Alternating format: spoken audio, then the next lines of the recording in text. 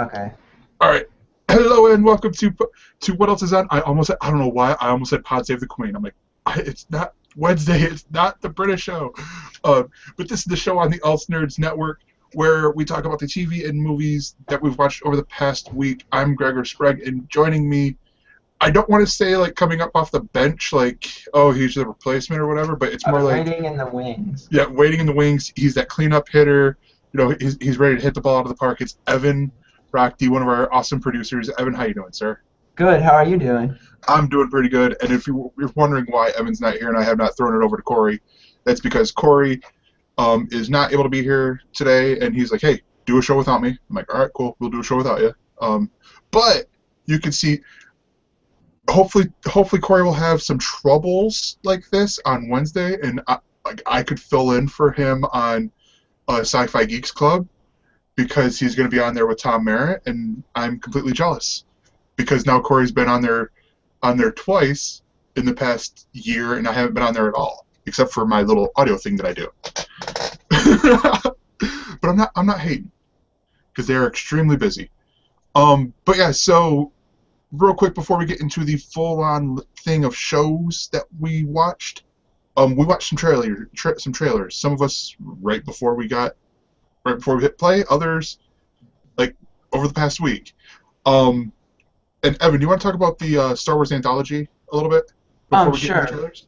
So yesterday, they had a panel at Star Wars Celebration in Anaheim where they basically brought out. Unfortunately, Josh Trank couldn't be there because he was sick, but Gareth Edwards, who's going to be the director of the first standalone Star Wars film, he came out and they talked about that, which starts filming this summer for a December 2016 release. And the official title is Star Wars Anthology Rogue One. So any of the Star Wars films that are not episodes, an episode numbered film, are going to be in the Star Wars Anthology series. And Which this makes first, sense. yeah, in this first anthology, Rogue One, basically it takes place between episodes 3 and 4, but closer to the events of episode 4, because basically what it is, it's a a rogue group of individuals band together to steal the plans for the Death Star, and then eventually you would assume that in the end those plans are put inside of R2D2, and right before the beginning of episode 4, A New Hope.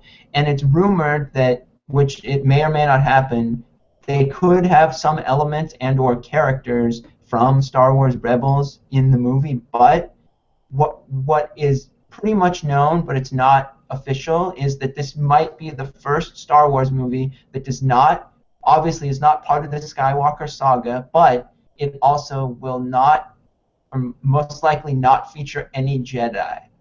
So Yeah, but those have been rumored for the like for a long while now right, since they announced with the whole merger of that right, they're going to do episode, non-episode, episode, non-episode, all the way until they're like, okay, we're going to take a break. Um, right. like there have been rumors of like, oh, a Han Solo flick or a Yoda flick or a Boba Fett flick and all this. Right. Which So, I'm like, yeah, okay, let's do it. Yeah, come on, all right. and the one other piece of news that came out from this was, we already knew a while back that Felicity Jones is so far the only person to be definitively cast in the movie. And the one thing that they did say about her character is she plays, because Rogue fits in the title, she plays a rebel pilot. Yeah, So you just got to throw out any rumors that there were that she might be playing a young Princess Leia, but who knows? Oh yeah, it was rumored at first that it would be a group of bounty hunters that were going to be stealing the plans for the Death Star. Maybe even the same bounty hunters, or some of them that were the ones that Darth Vader hired to try to get Han back. But who knows? But that who that knows? could, but that could honestly, like, That could still, yeah, that could be another anthology. or that could be Like, part of the plot. Well, part of the plot still could feature the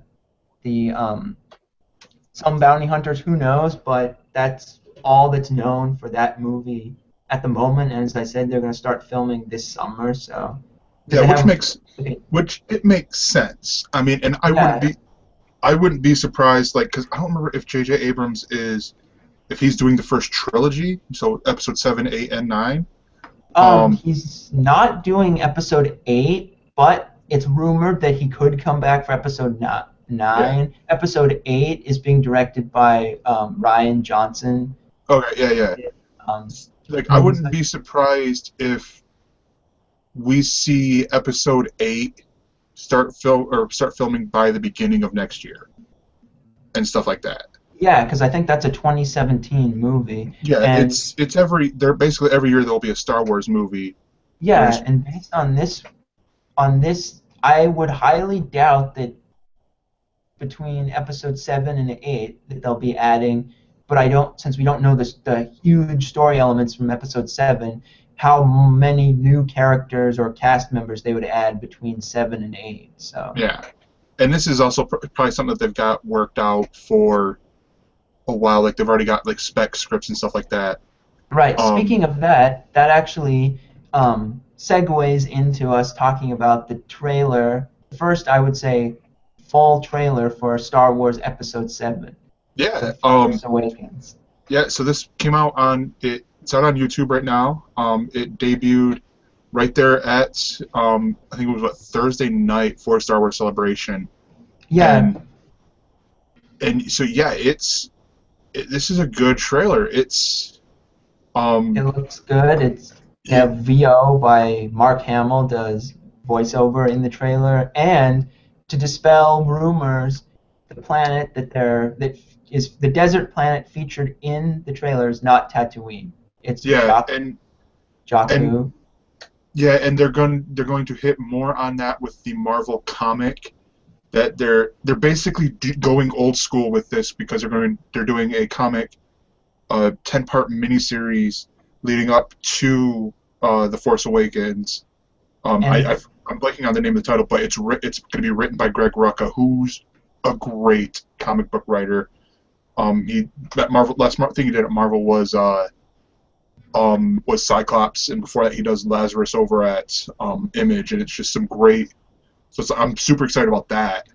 And then I yeah, think and go ahead. another tie-in for the movies is the fact that the upcoming Star Wars Battlefront video game, it Hmm. takes place 1 year, or I don't know if they have this in the game or when they announced the game and showed the trailer they said this, but 1 year after the events of the Battle of Endor there's this Battle of Jakku, which, as you see in the trailer, all of like the down like the downed star destroyers that are in ruins and all the Yeah, other like relics of the ships that are there. So that takes place 1 year after Return of the Jedi. So that's like almost 30 years before Episode 7. So yeah. and in this trailer you see everything from um, well, like the desert planet, you see new stormtroopers, you see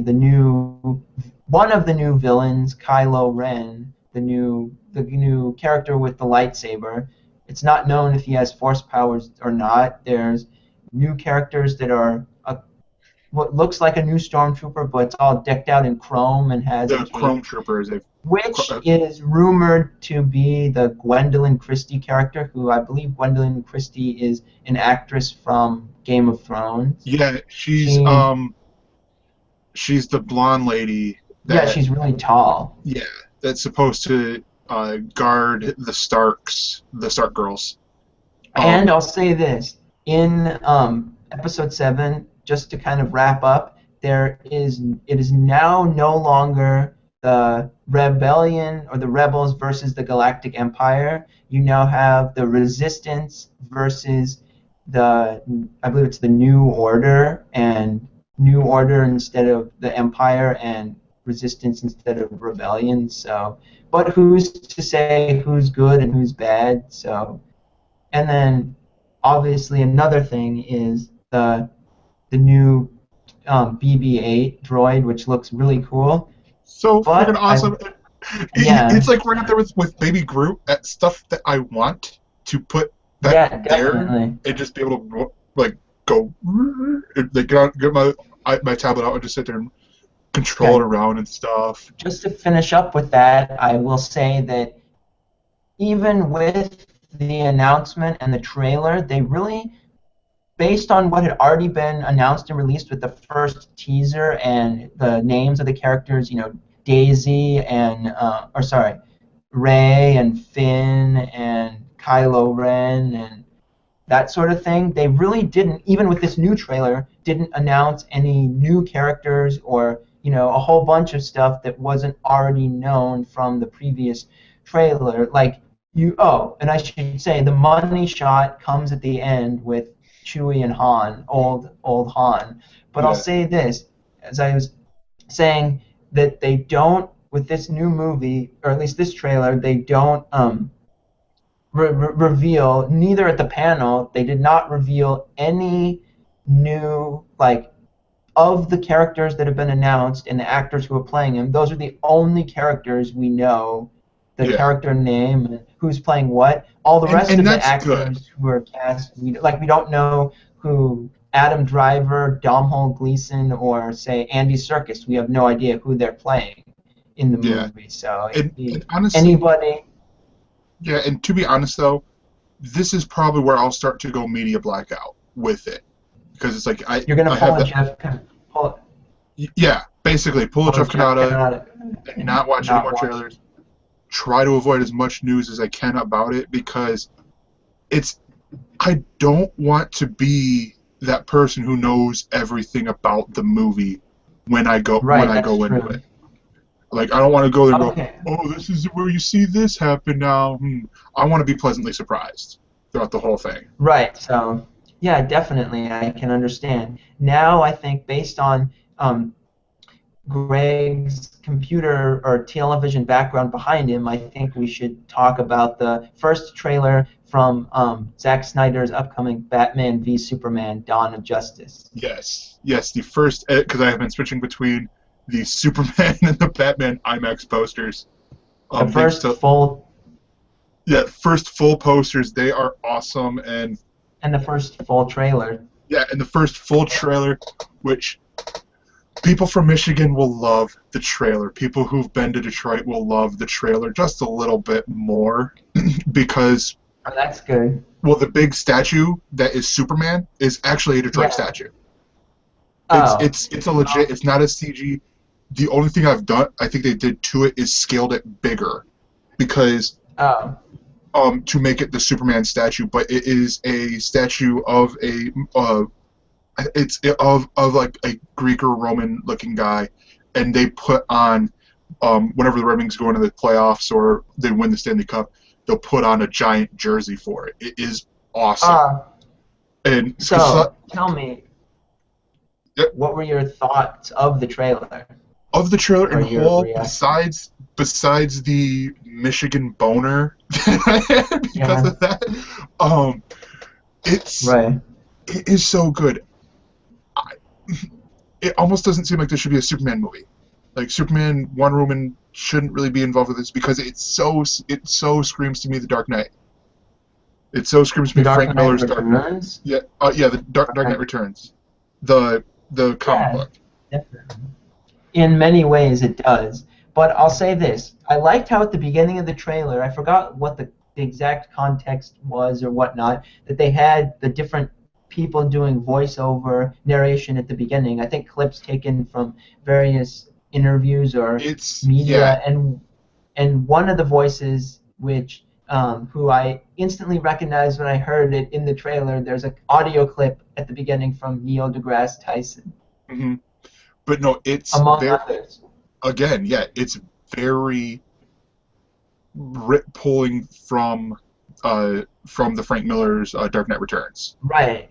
Basically, the trailer starts off with basically everybody knowing that I guess, I don't know if everybody knows that he's an alien, but they know what happened when the battle he had in Metropolis with killing Zod Hmm during Man of Steel, and they don't like him. They I guess they know him as him. They're like, he's not a hero. He might be bad. We want him to go home and all this stuff. Like, he caused too much destruction. We need some way to get him out of here. He doesn't belong. He's too alien or foreign. Yeah. And as Beat pointed out in the chat, they call him False God, which is spray painted on the statue. It's spray painted on the statue on the chest. And then it sounds like the only person who can combat Superman, even though he's vastly underpowered until he gets that huge armor, is Batman, played by Ben Affleck. So yeah, which for my friends who critique saying, "Oh, he's going to ruin the character," no. From as you can see right there, he looks great as Batman. He looks great in the suit. I love the fact that he's not I need a lozenge Batman with his voice. He's he's not pulling the Christian Bale of I'm Batman. No. Yeah, but you saw in the trailer when he talks, when he's in the suit with the armored suit with the glowing eyes, and what does he say at the end? He says, "Oh, do you bleed? You will." That obviously the suit that he's wearing, the armored suit, doesn't cover his mouth, so how could he sound like that? Unless it's taken from a different part of the movie. Arrow, they do the same thing. Whenever he's talking, he has the voice modulator that does it. It's so, and it's what I'm loving because it will to me that intimidates more fear than I'm Batman. I need a lozenge. Hold on one moment. Sort of deal. I don't like it. I've never liked it in any of them. My thought, which this trailer doesn't allude to, my thought is that after what happened at the end of Man of Steel, my guess is that they'll show that both LexCorp goes in to start fixing Metropolis, but they end up somehow needing help from Wayne Enterprises. Either that or Wayne Enterprises see it as a way in, to help. Like, let's just put money into rebuilding Metropolis, and that's how Batman gets involved in it. That's my guess. It very well could be. And from what it sounds like as well, there's not an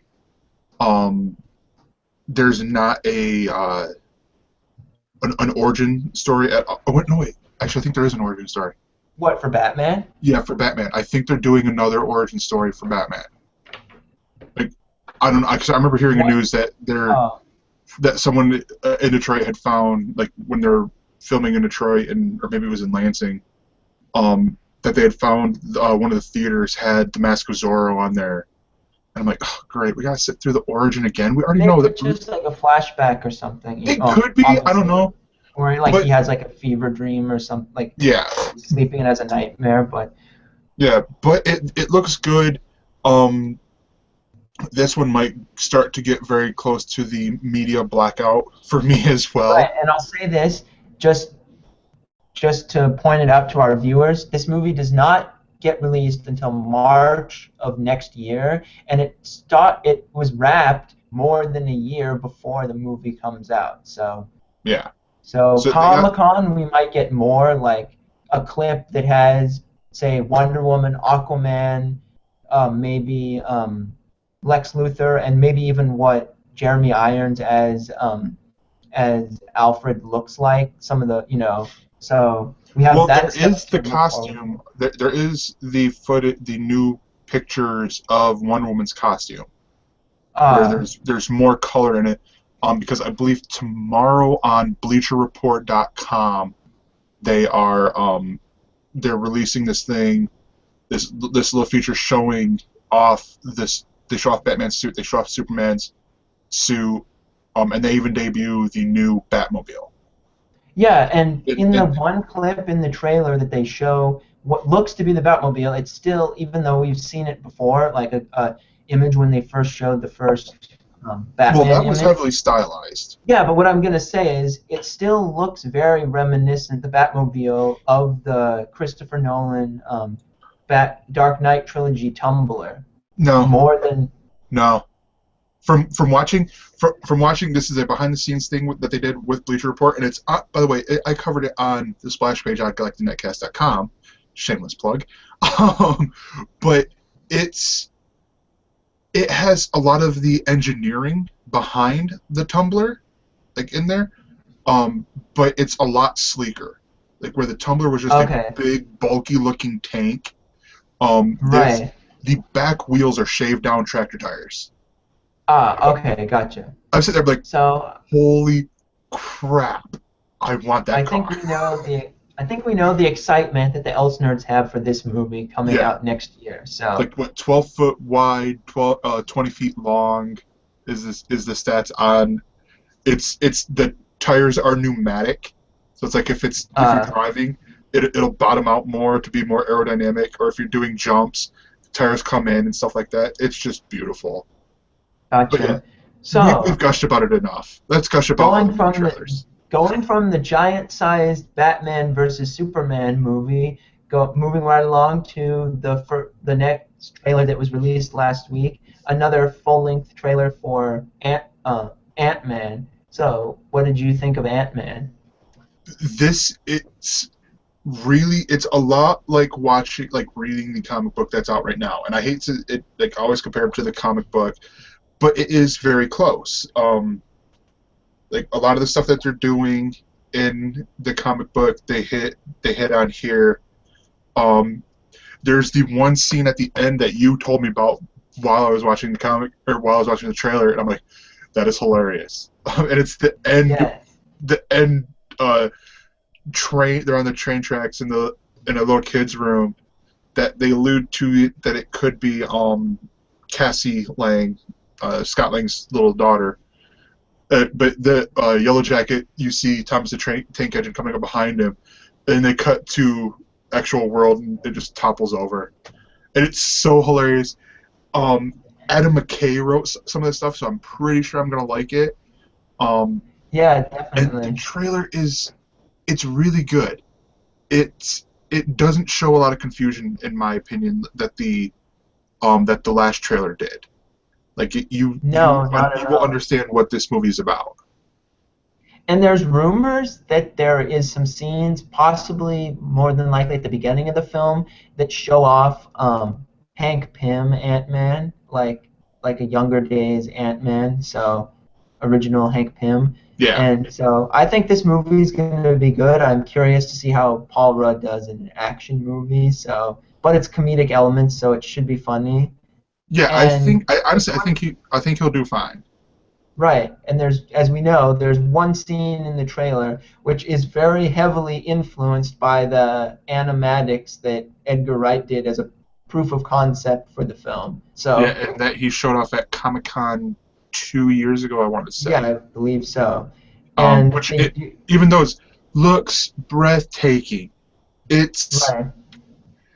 it makes me wish that Ant Man came out in the middle of season one or phase one or phase two of from the Marvel Cinematic Universe. Well, This as it's just so we could get more with him now. Like we'd already right. have Ant Man established and interacting with Tony Stark and Captain America. That's completely selfish reasons, but I'm happy that we're getting it. Right, but as we know, or as it's been stated by Marvel and Kevin Feige, that Ant-Man is the actual end of Marvel's Phase 2. So, Cinematic Universe Phase 2. So, believe it or not. Is it? Yeah, that's what I heard. Is that Because it's the I end thought of when they did Phase their 2? announcement announcing all the movies that it was the kicker to Phase Three. No, the kicker to Phase 3 is Captain America: Civil War, I Oh, okay. believe, It which makes also is next year, but that's a couple months after Batman v Superman.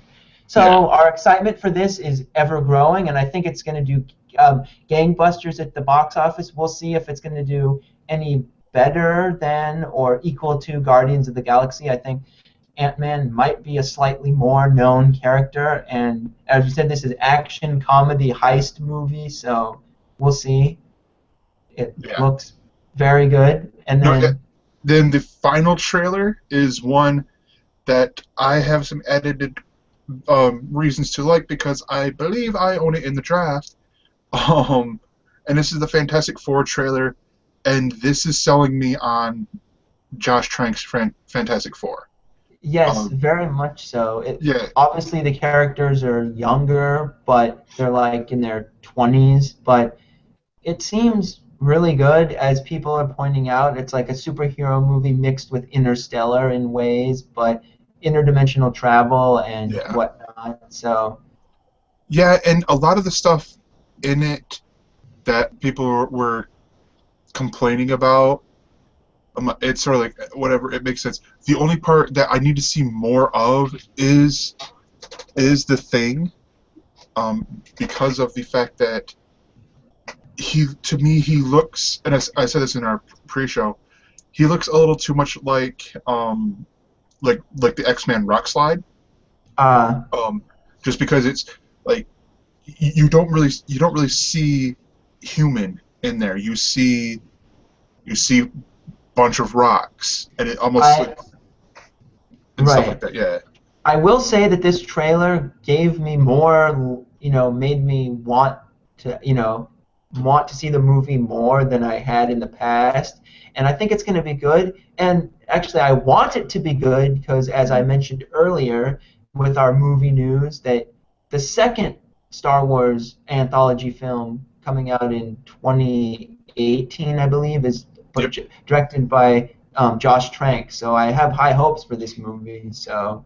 yeah. I It's honestly there was just a lot of stuff that got reported, might have got misreported about this movie that I'm like, okay, but now as we're hearing stuff, I think it's I am getting better. excited.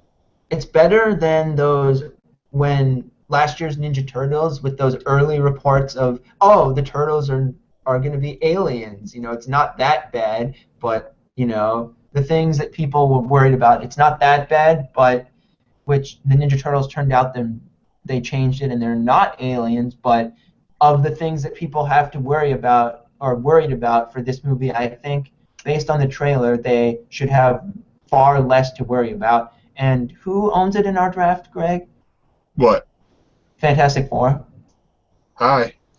Oh, Greg owns it, and I believe it comes out in August 7th or something like that.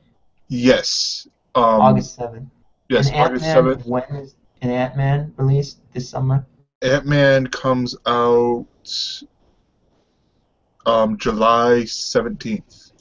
Okay, so But yeah, yeah, we have good superhero comic book movies coming out in the next year and a half, or yeah, in the next year or so. So that's always nice. So yeah. So let's hit on a couple of TV shows before we get into starts and stops and then movie draft update. sure. And this one being with you, we tend to change things up a little bit, and we talk about other things that Corey doesn't really watch and stuff because I watch a Right. lot of crap, and I'll put it to you that way. And so the first one is the two-part Goldbergs episodes that came out this past week. Um, and for those of you guys who don't know what the Goldbergs is, it is the show set in 1980 something, that follows the. It's loosely based off of Adam F. Goldberg's real life. I think it's Adam F. Um, Yeah. but the executive producer is loosely based off his life. It's starting this trend that we'll see on ABC next year, where if Fresh Off the Boat gets renewed, and if the Goldbergs gets renewed for a third Oh, season, and retro then shows because Moon Boy is yeah, retro. and then Moon Boy, because Moon Boy, the third series, was all in 1992, which is great. It Okay. was like 89. First season was 89, 90, and then 91, and then now 92. And Gotcha. yeah, and this one will also be coming to ABC at least as a pilot for Moon Boy. But so the Goldbergs this past episode, The the first first one, episode was the Spanish class. yeah, the Spanish Adam taking class, failing Spanish. which I love the tribute videos. They are always funny. I'm like, okay, this has to be a TV. Oh, it's not a TV show. This actually happened to him. Okay, where Right. he basically pulls a Dr. Cox. No, not Dr. Cox. Um, I'm blanking on the other one. Dr. Kelso, with how he says Spanish and Oh. Scrubs, where it's like, Huh. He's like, where you go gracias, and he's like, you're welcome out. Like that. Yeah, he was failing Spanish, and then his mom decides to pay the teacher, I think it's $50 an hour to tutor him, and her version of tutoring him was just basically when he hands in the test, she whispers him the correct answer, and then he just rewrites his answers to be the correct ones. Yeah, no, it's basically it, and I think it's how a lot of tutors actually act, but it's just different because of the fact that it is his teacher. Right. And then it's funny how at the end of the episode he's supposed to have done he's preparing for an oral presentation that his mom helps him with, and it turns out that after he did it, he happened to be the last one to go, and it turns out that even with the help of his mom, he got like, I'll just say an F because he didn't even follow the prompt of the presentation, which was to do a presentation in Spanish about your favorite movie, and he did none of that. It's funny because he said the Three Amigos in there. Yeah, he was dressed up like say Martin Short from the Three Amigos. But Yeah. another thing that I found funny was the one of the things that he had in his report that he did was he had a pinata, but it was a He-Man pinata, which I thought was funny. And the other plot line was Barry deciding that he should get a job. Well, that was the second episode. Oh, that was? I thought Yeah, that was the first one. That was the second episode. Oh. Because the I thought because the subplot to the at least I think it was. I could be gravely mistaken. Right, because they have two plots in each episode, one with Adam and one. And I should point out, as mentioned earlier, that each episode is loosely based off of something from the executive producer Adam F. Goldberg's real life. And because when he was growing up in the 80s, took home videos of everything, there's usually a clip to prove that something from the episode was based on his real life. And I believe in his real life, unlike the show, I believe he did not have does not have a sister. That's like the main difference between the show and his real life. Yeah, that's the basic. That's the basics of it. Is he doesn't have a sister in real life? It takes place in, as he said, 1980 something suburban Philadelphia. Yeah, I'm actually on Wikipedia trying to find what episodes were, but the other one, which I think was the other episode with the election stuff. Oh, wait, no, yeah, the job part was the subplot then. Of the Spanish one.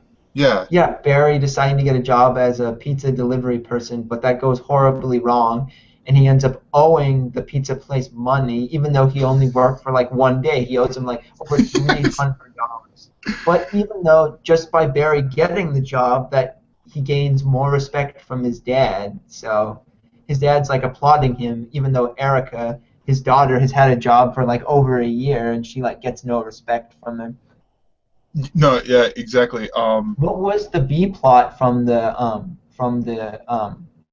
second episode that was the one about the election? I don't know. Because I remember it was Erica was championing Walter Mondale for president because Geraldine Ferraro was his running mate, who's a woman, but her mom, Beverly Goldberg, got behind Ronald Reagan because Nancy Reagan had a plot or had the Just Say No to Drugs campaign, and she was all up about that. So. Oh, the Just Say No, which was the second episode. The other plot was Barry after losing. This is from IMDb. After losing a wrestling match, Barry wants to prove his athletic prowess. This is what it was. The American Gladiators. Oh yeah, America's Funniest Home Videos. Yeah, that one. That's right. Turned into America's Funniest Home Videos. I like how. I don't know if Adam did this as he was filming the stuff for Barry's American Gladiator audition, or he did it after the fact that he decided to send the tape into America's Funniest Home Videos instead. I think that one was more made up. No, do you think he And had it out for Barry from the beginning of when they wrote it such that he had it out for Barry when Barry asked him he was all along going to send it to Funniest Videos, or did he think of that after he had shot the footage? I think he thought of that after he shot the footage, just Okay. because I of the mean, fact that it you know how Barry is with how they with his athletic prowess, so you know it's going yeah, to be awfully hilarious. funny. But I Yeah. think he honestly thought at first of doing um And I, at first yeah. doing it this way, and it turns out oh no, yeah, and so they're doing but the next 4 episodes will be directed by David Kassenberg. I'll point that out Uh, because yeah, and Kendra, which we had mentioned beforehand, directed a few episodes of the Goldbergs. So okay. that might be the connection you were thinking of Oh, with the okay. Goldbergs and um Broken Lizard. no, not Broken Lizard. There was a show Oh, that he was on um that he guested on funny. this week. Oh, That you thought he was the same. It was the same actor on the Goldbergs and here. I oh, can't think of the Community. yeah Community. That was it. Community, which we can segue into now, I Yeah. guess. So Community, the weekly show on Yahoo Screen. Right. And this one was the. I would honestly not be surprised if it was based off of the Sony hacks. Right, because their email gets compromised, and like they say that, oh, we're gonna leak all your emails from the school-wide email if you don't cancel this racist comic who's coming to perform at your campus. Yeah, which So, is it's so funny, and then what it was his name? Gupta Gupti or something? Gupta. Yeah, it's so funny, and so they keep on releasing snippets of the emails, the hackers, and it's But they funny. were They doing get it. They were doing it by person. yeah. Like they had stuff from Britta and Annie, and then stuff from Elroy, who's one of the new characters, and then Frankie, the other new character. And but what I found really hilarious is they hired the police to was it campus security or was it Greendale Police Department to I think it help was them? Greendale Police But Department. anyway, they're like, oh, the police officer comes in and he says, oh, I brought along our newly hired cyber crimes unit, and it's like this, like Six. 6 or 8 year old boy, little boy wearing a full size police uniform. It was so funny. And then in the credits, I think it was the credits scene or whatever, right before or after the credits, they had a follow-up scene with the cop and the cyber crimes officer in the car, which was kind of funny. But Yeah, anyway, what did you think of the episode overall? Like, they it's leaked information about each other. it's another solid week of for Community. Um, it's like I'm seeing Corey's point with the whole it takes a while for some people to take a while to warm up, and I think this is they hit their sweet spot with it, which is a shame because it's I think it's just because they had to reestablish themselves again Right. with losing Yvette Nicole Brown and Jonathan Banks and and I think they lost someone else too. Are Um, they? Though we haven't seen him yet in this season, do you think that the guy or the character Starburns is in or out of the series? I didn't even think about that. Yeah, that is weird. Because they even brought back characters like Neil for Yeah, like this episode. yeah. Neil's brought back. Leonard's been in a few episodes. Garrett has been in, but no magnitude yet either. Gosh, yeah, this is weird. It's like But we're my missing all my these. question to you is, do you think it's well, as you said, it takes a while to warm up to it. Do you? I mean, it is different than the when it was on NBC, even though it's still produced. It says by NBC Universal in the credits. But do you think that it has helped or hurt the season that they can be a little bit more edgy and that the episodes are like 5 minutes longer. I definitely think it helped. Um, Yeah, and if Community were to get another season, were to get a seventh season, um, I think they would start to loosen up more in there. And once now that they fully realized what Yahoo Screen is as a platform, right. um, I could see it easily being, just opened up and being able to fully let loose, like Dan Harmon, if you wanted to be able to fully let loose Right, with but the then again, characters. to not to buck the trend with how Community has or done some funny things in the past, I think they should go out on top and instead of doing a season 7, just do a movie. 6 seasons in a Everyone movie. expects the movie though, because of the whole 16s in the movie thing. Right. But it's like I could see them going either way. They'll do some like extended episode that technically like the series finale that's considered an extended episode slash movie, and it'll be something like a documentary style thing, or like a some sort of a documentary thing that's directed by Abed or something. They could do something like that. But honestly though, like the reason why I say a seventh season is if they were doing a movie, you would expect everyone to come back. You You would would hope that Donald Glover and well, Chevy Chase's character in the show. Spoiler alert: he's dead. So well, they can work around that though with like the hologram thing. right, and they could also bring back because it ties into Troy's plot. Maybe they'll bring in LeVar Burton. Yeah, but I mean, So it's sort of where I think people would expect a movie to go, where with a season 7, you don't necessarily need that expectation right. of it because it can So continue on with Paget Brewster and Joel McHale and the current cast right now. Keith David. I was just going Yeah, to ask you, just to finish up, how are you liking the two new characters, Frankie and Elroy? they're good. They're two completely new characters. It's not like they're fitting in a role. Right. Like at first it was a little bit, but then it's like it was more Frankie than Elroy, Oh and yeah. it's just I enjoy them. It's a very easy. Now it seems like a very natural mesh and very natural fitting of the characters.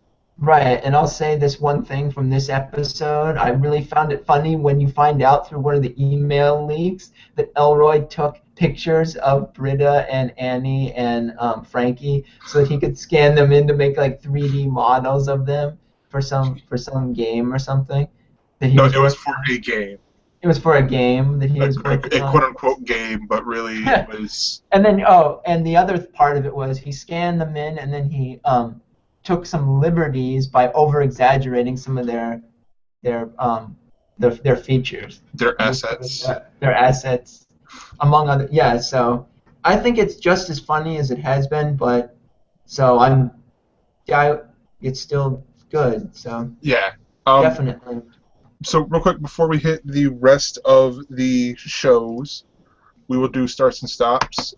Starts and stops, of course, you can find in the link or in the description down below. And it is the weekly updating of what's premiering, ending, or is a special this week. Starting with Tuesday, you have at 8 p.m. the first season finale of Fresh Off the Boat, the episode called So Chinese. Fresh Off the Boat is a great series. You should check it out. 8:30, ABC has the first season finale of Repeat After Me. Um, at 10 p.m., a show that only Evan is watching. CBS Cyber or CSI Cyber has a new episode at a special time or special night. And then at 10:30 on Comedy Central, you have the third season premiere of Inside Amy Schumer.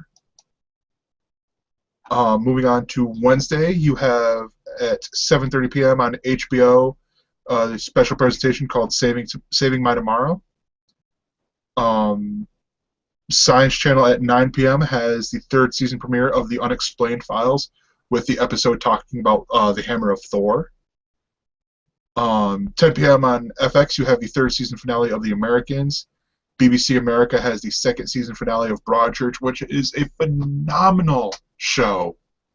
And just so twisty and turny. If you're not watching it, you need to catch up and watch this too here, because you will not see the ends coming for both seasons.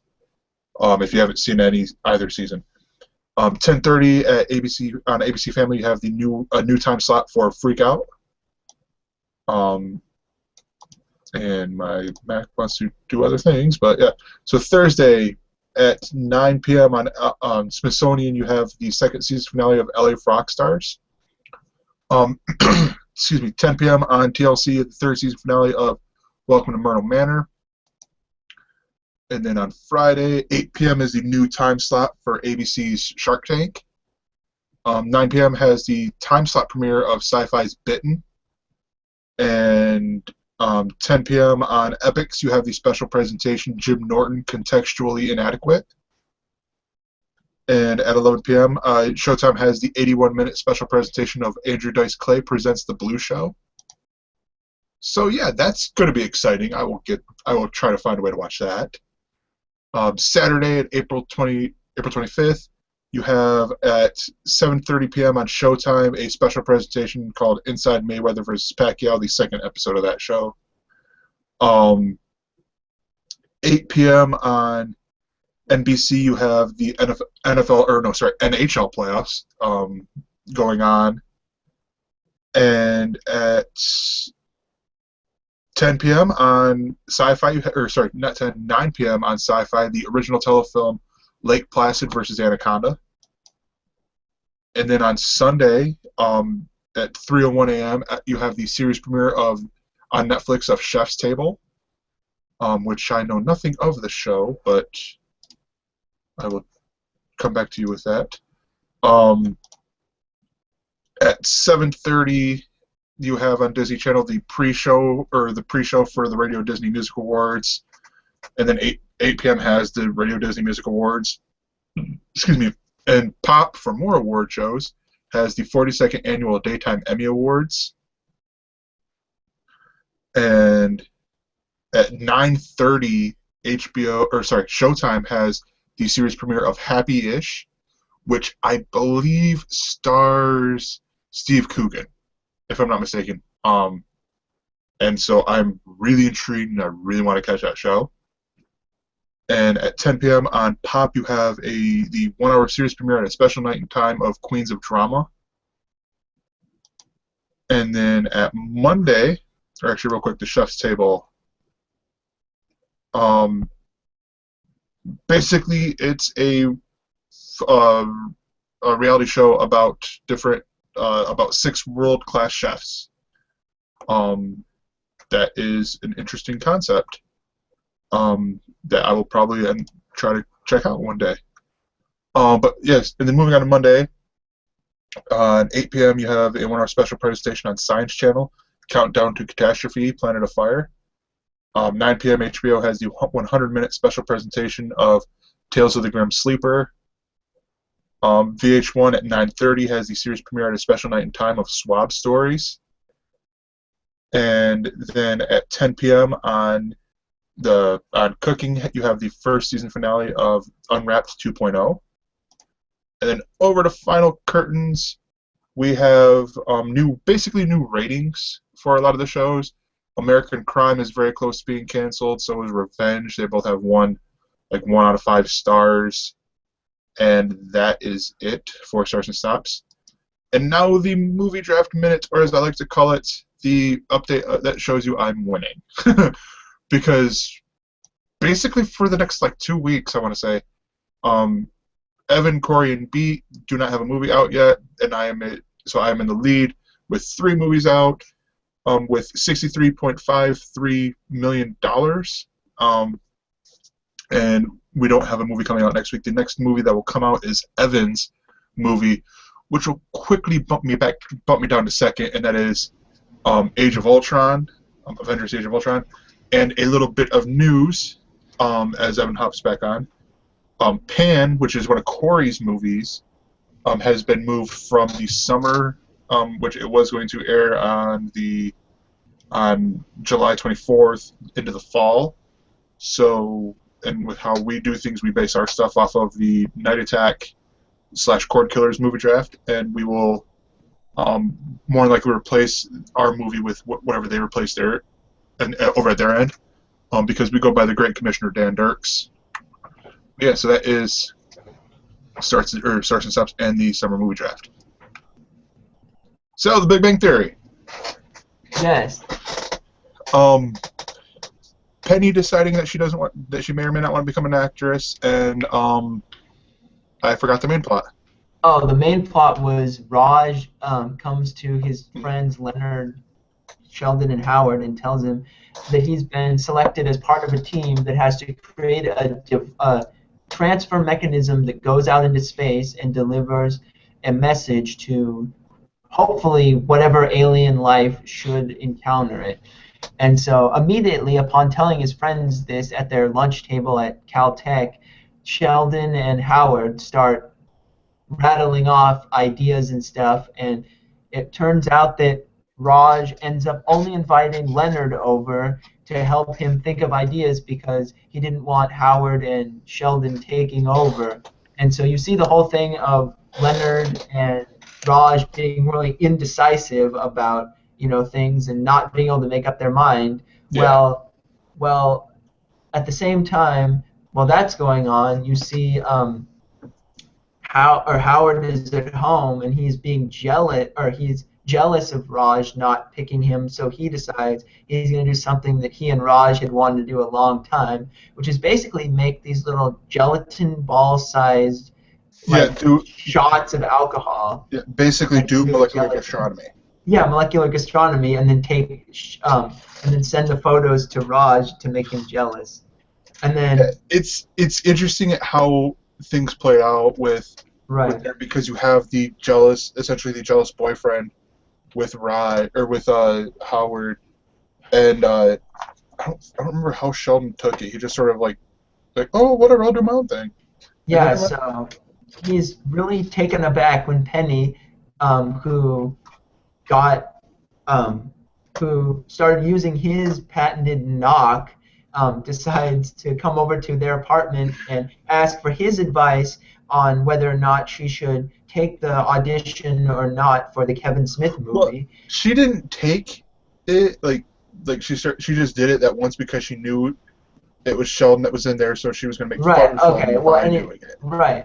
Well, anyway, so the only problem is when she comes to talk to him, he obviously commandeers the conversation, and he inevitably has to turn it around and make it centered about trains.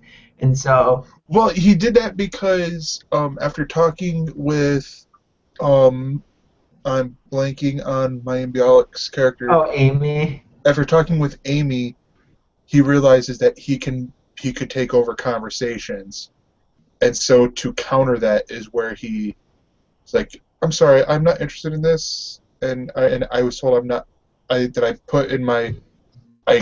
give my own advice too much. Right. So tying back to Raj not wanting him to work on the project. Yeah. But so it turns out that Penny, I guess it boils down to her deciding to go on the audition, because until she has been, given the part, it's not until then that she really has to decide. She can at that point say, okay, do I want to take the part or do I want to keep being a pharmaceutical sales rep? But she'll never know unless she auditions for the movie. Yeah. So, and then it turns out on the other plot with Raj and Leonard thinking of stuff for the to how to send this message into space and how the delivery should be and all that. It turns out that way back at the beginning, the idea they came up with was similar to, if not almost identical to, what Howard and Sheldon were starting to talk about when they took over the conversation once Raj first told them about the him being selected for the team. So he put them back. So Raj decided to bring Howard and Sheldon into the fold. So yeah, that was pretty nice. Yeah, it's a pretty solid. I do have to say that overall this season, I like where they went by covering Howard's mom passing, Right. um, and getting serious for like I think 4 episodes. I want to say, Right. um, Yeah, definitely. and like it's this is a strong season. This Definitely. yeah, and it sort of backs up the fact that here they have 2 more to go guaranteed. Right. 2 more Um, seasons. yeah, Did you like the thing at the end where you find out what the actual delivery mechanism was, and it's yeah. just like a video of Sheldon? Well, it's a video of Sheldon, then below is the tactile part where it's what it reminded me of was the push pin thing. Yeah, the push pin thing on the face. Yeah, it's Yeah, one of those things. yeah. Oh, also, just to finish up talking about Big Bang Theory, I believe in an upcoming episode they have both of the actresses who play Leonard's mother and Sheldon's mother will be in the same episode. So that Well, yeah, should be because interesting. Laurie Metcalf's not doing the McCarthys anymore because that show sucked. Oh, so anyway, yeah, Actually, okay. To be honest, saying sucked was a little harsh. Just no one watched it. no, right. So yeah, Big Bang Theory is still as good as ever. So it's Yeah, funny if you like that show. yeah. Um, It is polarizing. So it is like obviously it's not for everyone. right. There's not one show that's for everyone. Um, but I mean, if you enjoyed The Big Bang Theory in the past, you will enjoy this. What they're doing now with this season. Um, and then the last Definitely. show that we will both talk about, and then Evan's got a show or a movie he wants to talk about. And I got a show, and actually no, I think you have a show as well. I got a show and a movie I want to talk about that neither of us have seen. But the one that we've both seen is Silicon Valley. So we've seen the first 2 episodes. Yes. Now, what did you think of the pilot?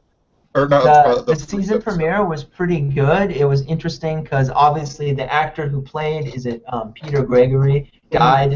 died in real life, so they did a good job of incorporating that into the show, and they I had want to say he died like halfway through filming the first season. that might be true, but I liked in the pilot not to talk too much about the season premiere because we're mainly going to talk about episode 2, but the fact that when is it Richard Hendricks and Erlich Bachman are sitting there talking to the new head of the company that used to be owned by Peter Gregory, and they're asking her how he died, Yeah. and it turns It, out that he's just really out of shape, and he like yeah, had like no, a sudden heart attack. it is interesting. Yeah, but so the second episode continues on right from where they left off, with getting sued for, and gosh, weird coincidence that the second episode talks about copyright infringement, much like Last Week Tonight did. I don't know. Oh, Yeah, I don't know if you watched Last Week Tonight, but he talked about patent trolls and copyright infringement on there. And I'm oh, like, wait, I literally just put 2 and 2 together. I'm like, that is oh, some clever programming there, right. HBO. But so now because they're being sued, what's the company that had Hooli. offered them the money? No, no, not Hooli's suing them, but the Yeah. company that had offered them the money. Remember? Well, the first one The was Peter Gregory company yeah, start. it was Raviga. I want to say his Oh, name. Raviga. Yeah, Raviga. They kind of said we're because of the lawsuit, we're not going to fund you. We choose not to fund you at this time. So it turned out that Richard and Ehrlich had to go back to every other VC firm that they had taken a meeting with prior, and each one of them turned them down. Yeah, Now because it that was was yeah, and that was mainly because of the fact that it was they were negative to get the big money check, and they go with someone else and they take the lowest amount possible, and because then they have more room for growth. yeah, and now they're like coming back with their tail between their legs, so it's like they're obviously the companies realize or the VCs are realizing, oh, they ain't exactly hotshots like they think they are, so No, we're gonna keep them around. plus they have the lawsuit hanging over them, Yeah, so that's another thing. The other subplot was Dinesh played by Kumail Nanjiani, his cousin, had made an app that he put on Kickstarter, which is a real app. And no, yeah, Yo is a real app, but there is a Bro app. I want to say there's a Bro app. But Dinesh decides that he's going to pledge $5,000. Because he wants to say, I pledged for this, but because he thinks that his cousin's app is not going to get funded, so he just doing it, I supported you because the cousin thinks of him or Dinesh says that his younger cousin thought of him as the cool cousin, but whenever he's telling Guilfoyle about it, Guilfoyle's like, obviously not. You're not the cool cousin. Your cousin is the cool one, not you, Dinesh. So, and then he meets with his cousin to try. He's now afraid. He's like, so we're not getting the 10. They're not dividing up the TechCrunch money in 5 ways. So Dinesh is not going to get any money. So he's now afraid that if the Kickstarter goes through, he'll have to pay his cousin money that he doesn't have. So now he takes a meeting, or he meets with his cousin to try to convince him to close the Kickstarter campaign, but that goes awry. Yeah. And spoiler alert, the app, by the end of the episode, the app does get funded. Yeah, so, basically it's like eBay sniping with that because it gets funded at the very last moment. It doesn't show who funds him at the very last moment, but the person that puts him close to the end is Guilfoyle because he tries to fight. Yeah, they're like $2,000 away from being funded, and Guilfoyle donates $5,000 or $500. Yeah. And they're fighting and stuff, and it's like, what are you gonna? You're gonna put in money too? It's like, yeah, but my 500 will be small compared to your 5,000. Right, and then because of his cousin's app, Dinesh's cousin's app, Jared starts playing with the app, and he bros this one guy who has some money that. But he works for another VC. Right, and so Jared gets to the point where he tells everybody, and they decide to take a meeting. But this is somebody that is, Jared says, either also has or is working on a compression algorithm. They were working on a compression algorithm, and so at first the way it came across was, but they like ours more, right, or whatever. And they want to meet with the engineers as well.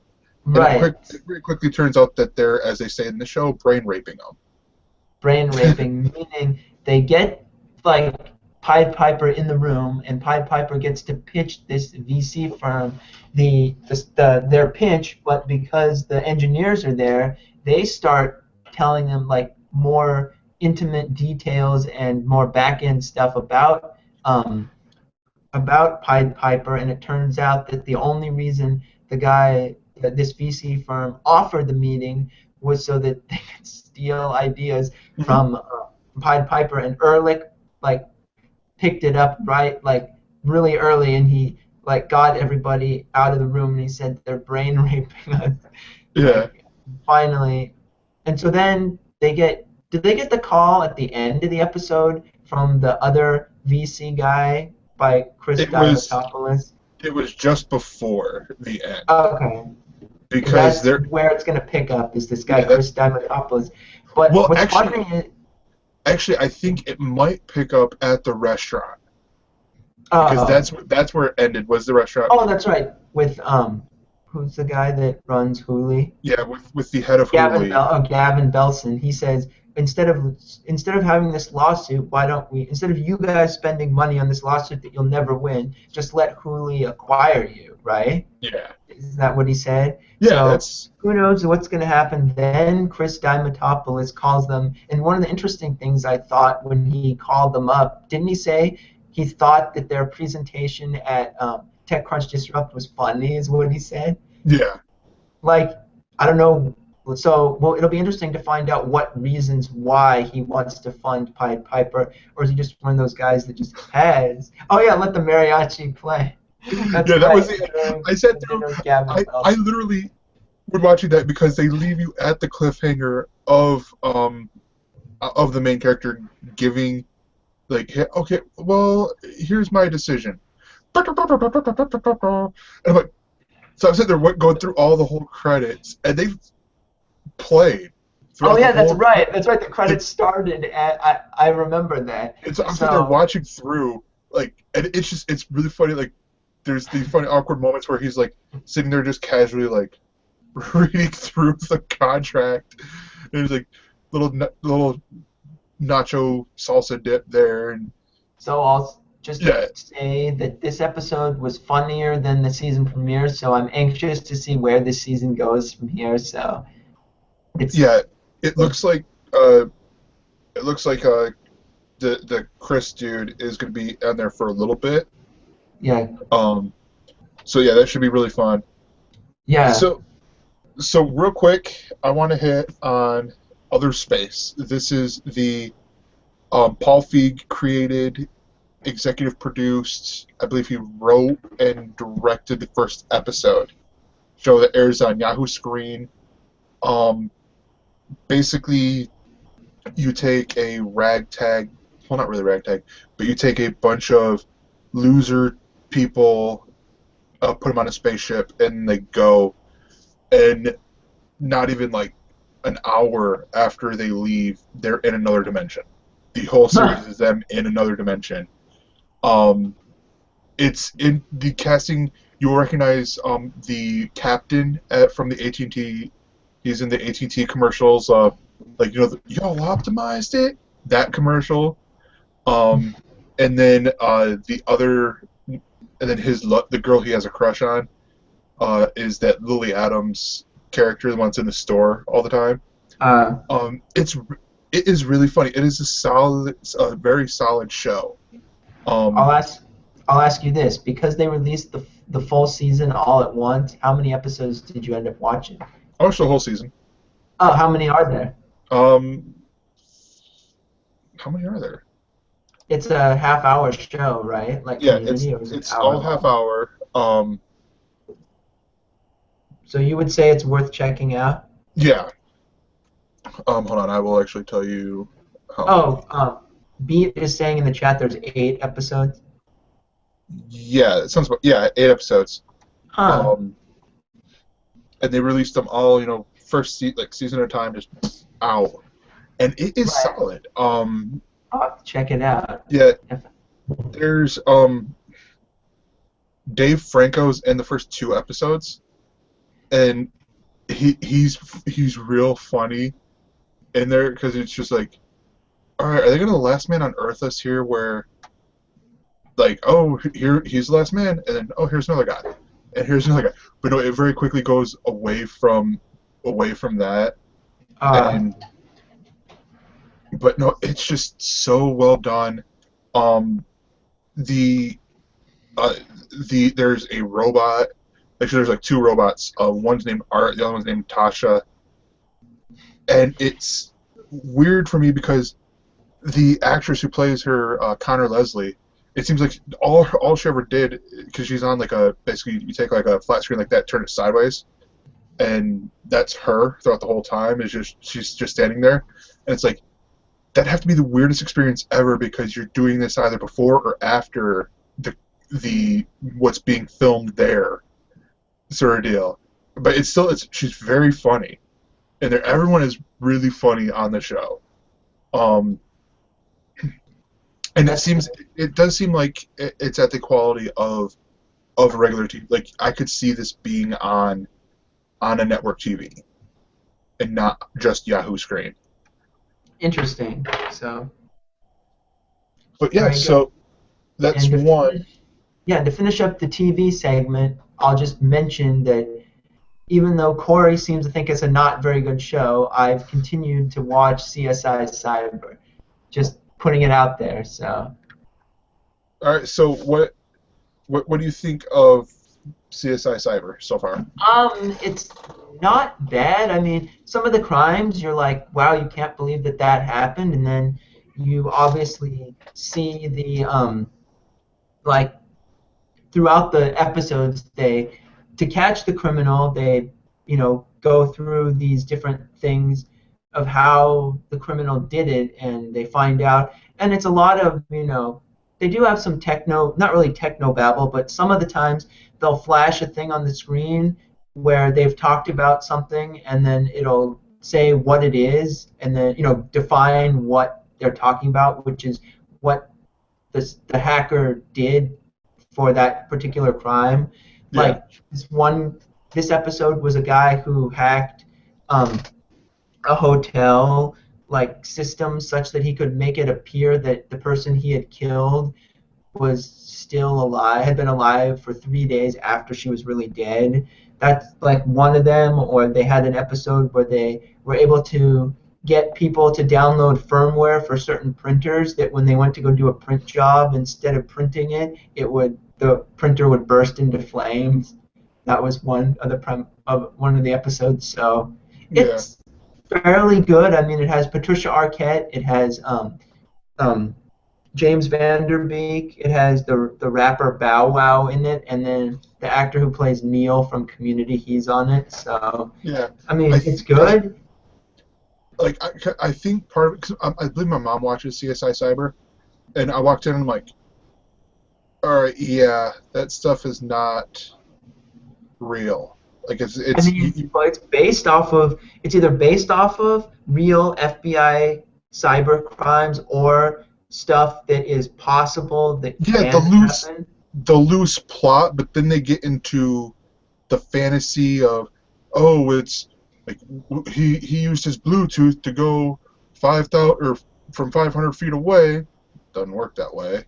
So Yeah, like no, they start stretching out but they this. try to make it as plausible as possible. I mean, but a lot of this stuff, I'm sure the casual viewer doesn't understand much of it anyway. But then again, as I said, they do at least give some service to the fans by whatever the focus of the episode is, they flash what that term is and then define it for the audience. So, Yeah, no, so yeah, yeah, it's if which is you're good. all yeah, and if you know anything about that, or in some people's case, I can see them becoming more of a technophobe by watching this show. Yeah, By yeah, going, I should have all my devices be air gapped and whatnot. So who knows? But hopefully that's not the case. But it's just another CSI show, so yeah. One that I don't think would. It looks like the ratings are not great for it right now,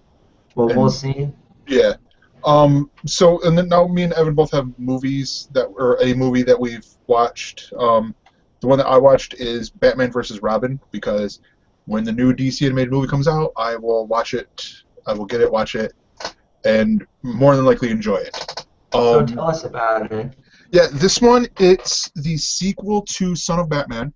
Um, so it's Bruce Wayne as Batman, Damian Wayne as Robin. You have and there a lot of the people who had voices um, in the Son of Batman reprise their roles. Um, the guy who plays Ducky on NCIS is the voice of Alfred. And Um, I kept on sitting there going, sounds familiar. Why? Where have I? And I looked up on IMDb. Oh yeah, because he's on that show my mom watches all the time. Um, and it's really good. The only one that I felt like was miscast in here, or at least overhyped a little bit, was Weird Al did the voice of the Dollmaker, uh, and it's not like oh he was bad. It's he wasn't used a lot. it's like a cameo. Yeah, it was, but it's like if you look through IMDb, he gets a credit in there in the plot, like oh this when he's it's like battling Smaug in the Battle of the Five Armies.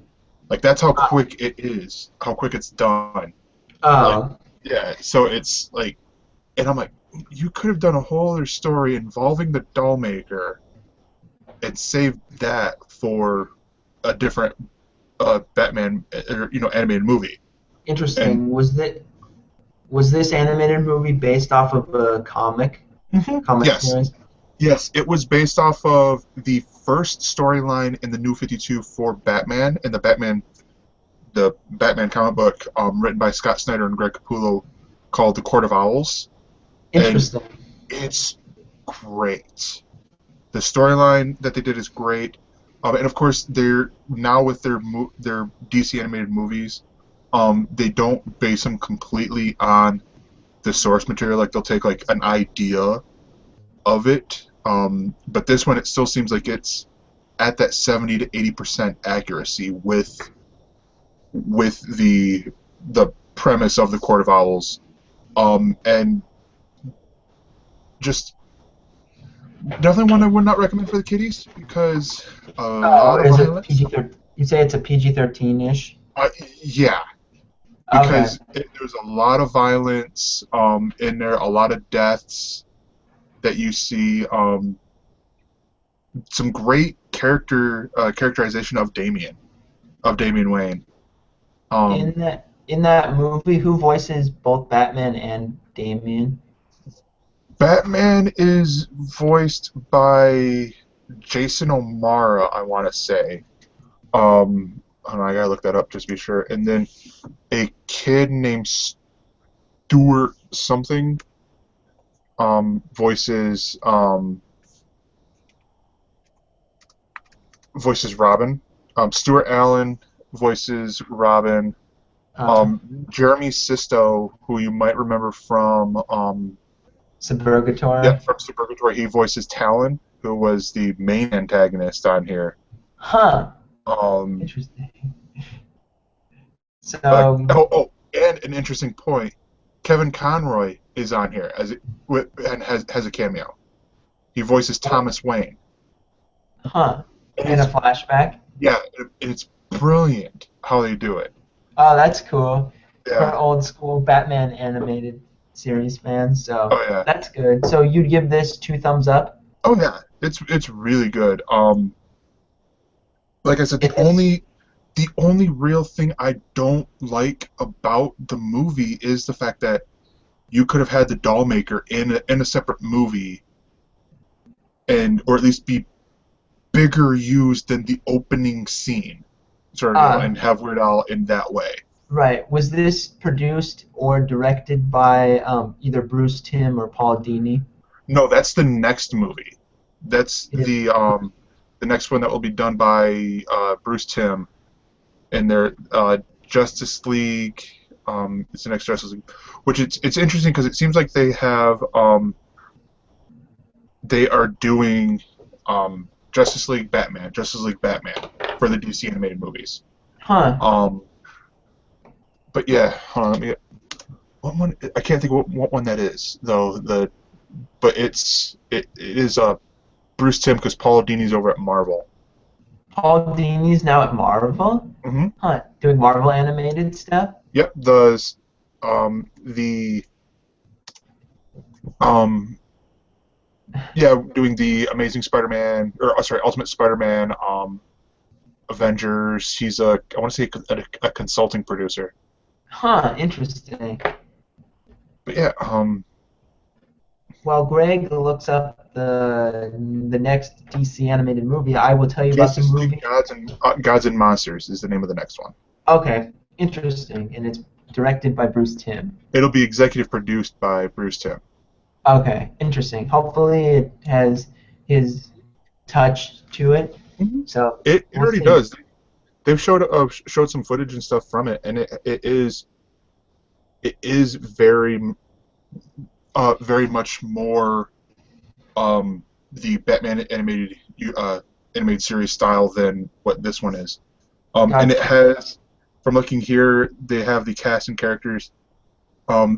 They've recast a lot of the people in there. Paget Brewster will play Lois Lane. Michael C. Hall will be Batman. Benjamin Bratt is Superman. Tamara Taylor is Wonder Woman. Jason Isaacs is Lex Luthor. And C. Thomas Howell is Dr. William Magnuson. And Huh. it comes out in 3 months. I want to say it comes out in Uh, July. uh. It'll probably premiere at Comic-Con, They would be might, my guess. but yeah. Yeah. So you, sir, have seen Atari Game Over. Yes, I'll say it. It's more of like the realm of a special than a movie because it's only 100. Sorry, it's only an hour and 6 minutes long. But the premise of it is they're going to tell the story behind the infamous video game, what caused the video game crash of 1983 when the game E.T. was programmed in 5 weeks to be rushed out for the Christmas of 1982, and then because of that, it sold poorly, and they took all the unsold stock of the games off the shelves, put it in a landfill in Alamogordo, New Mexico, and this movie was going to uncover the truth by going and digging up the landfill and seeing what was there. And this is a movie produced by and funded by Microsoft.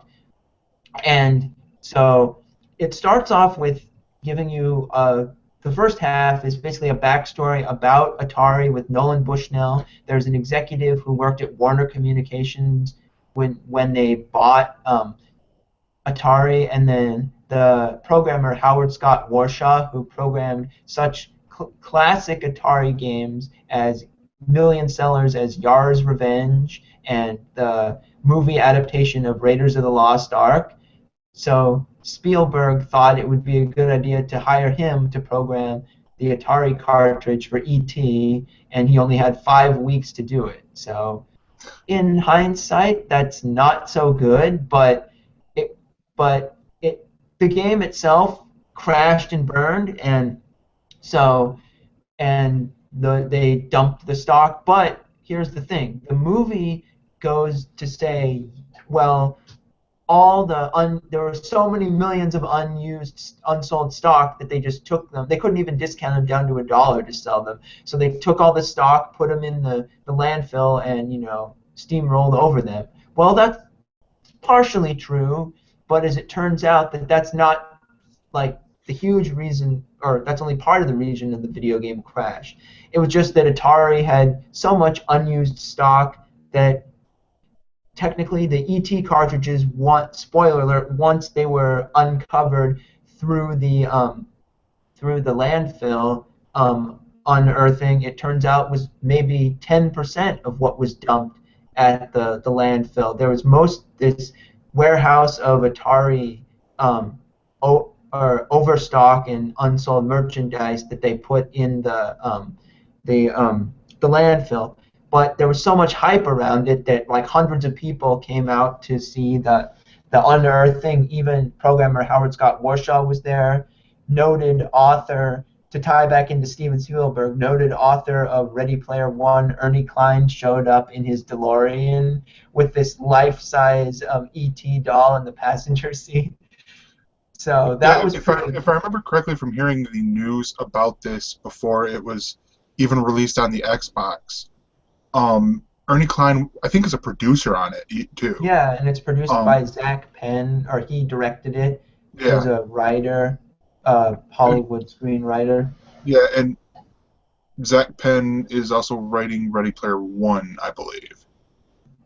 Interesting, but anyway, so the first half of the movie is really good, and you like wish that would be, they'd go more into that, sort of like the history of the game and Atari and whatnot. But sadly, the second half kind of falls apart when you're like, oh, let's see if all these millions of ET cartridges, they shot it sometime in 2014, so you're like, oh, I wonder if they're really going to unearth these ET cartridges, and you come to find out that it's only one small portion of what was buried there, and they kind of, no pun intended, bury the lead. They hide the fact that other stuff was buried there other than ET, and they're blaming just ET on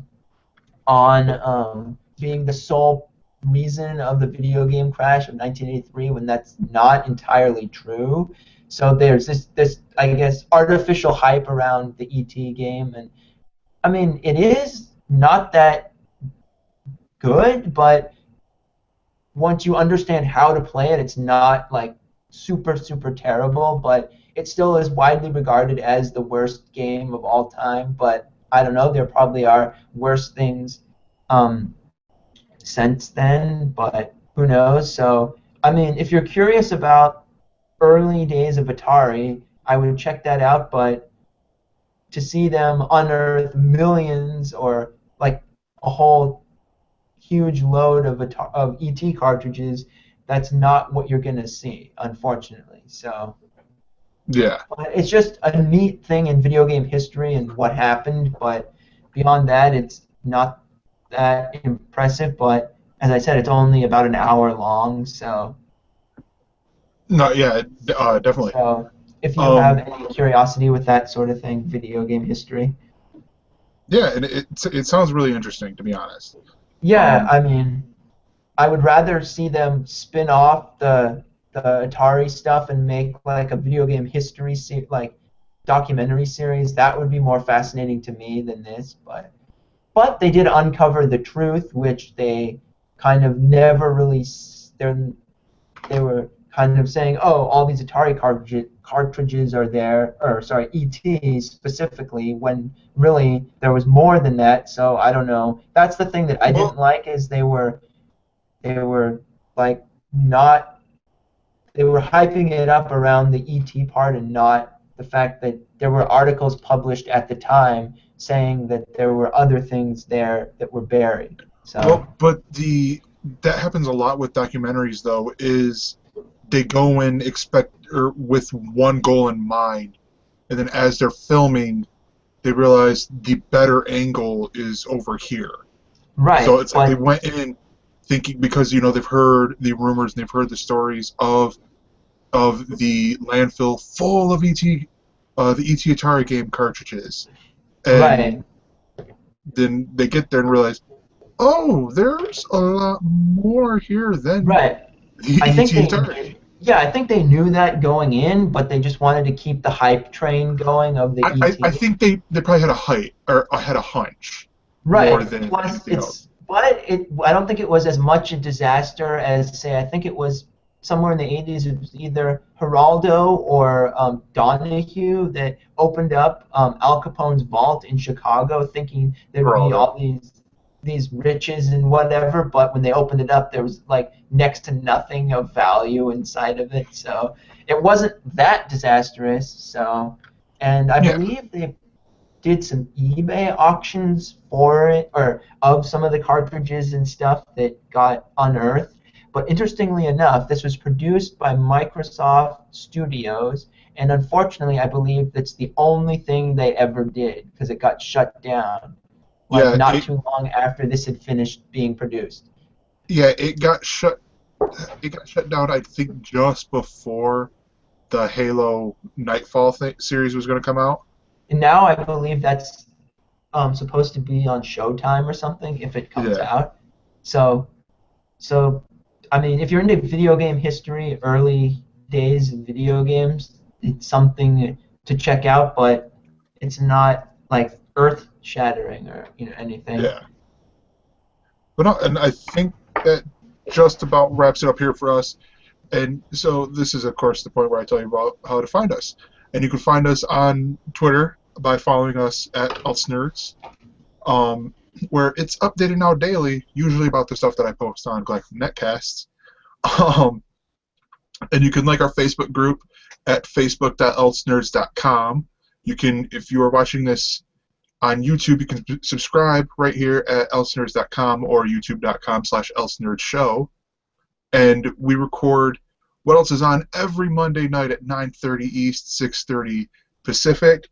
And also, don't forget, you can watch our friends over at Galactic Netcast. They usually record live every Wednesday with Alien Invasion and Sci-Fi Geeks Club, and they also have Adventure Party and Weird World Weekly that are all available. And if you can't watch them on YouTube, they have them available later. You can subscribe through through iTunes or Stitcher, or however you get your podcast. And this week I heard a one Tomas Merit will be the guest on the Sci-Fi Geeks Club, along with a Corey Scott, whoever that guy is. Captain Temerity. Yeah, Captain Merit sounds like a lucky douchebag to me. No, sorry, that's the jealousy coming out. But no, and you can find me posting it on there on galacticnetcast.com every week, every day of the week with splash page stuff. So all your comic book news and fixes. And Corey's got something working, hopefully, over there. Dave's trying to pull his leg. So we'll see. And this has been a Don't Tell Glenn production. We will see you next time. Take care, everybody.